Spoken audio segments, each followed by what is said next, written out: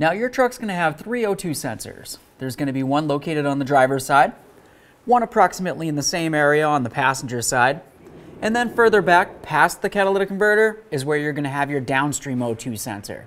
The downstream is the one we're going to be replacing today, but the process will be the same for any of them. Now to access this, the first thing we need to do is go ahead and remove this blue tab right here. This is the lock. Go ahead and pull that out. Right up along the top, there's going to be a little tab that you can grab onto. If you pull that up, you should be able to draw this away. There we are. Now I'm just going to get under this and take it off of the frame. So now it's going to be time to remove the O2 sensor. You're going to need a tool that looks like this, and that way there, the O2 sensor can come up through here, and of course the wiring can as well.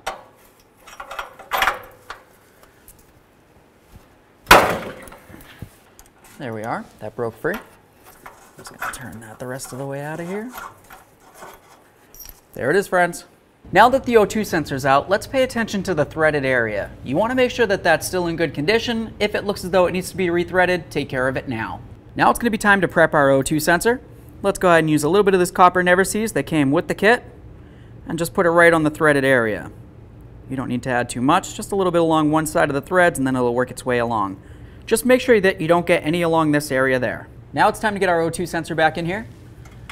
Let's go ahead and line it up. We're going to start it in completely by hand until it can't go any further, and then of course we'll snug it up with the tool. So now we're just going to go ahead and snug this up. Okay, bottomed out.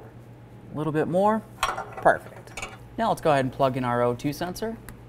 Listen for the click, give it a nice tug, and we'll lock it in. There we are.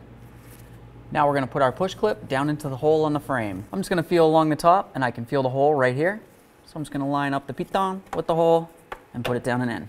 Okay, make sure it's nice and secured. All right, so now if you have a check engine light, go ahead and clear that light and then take it for a road test.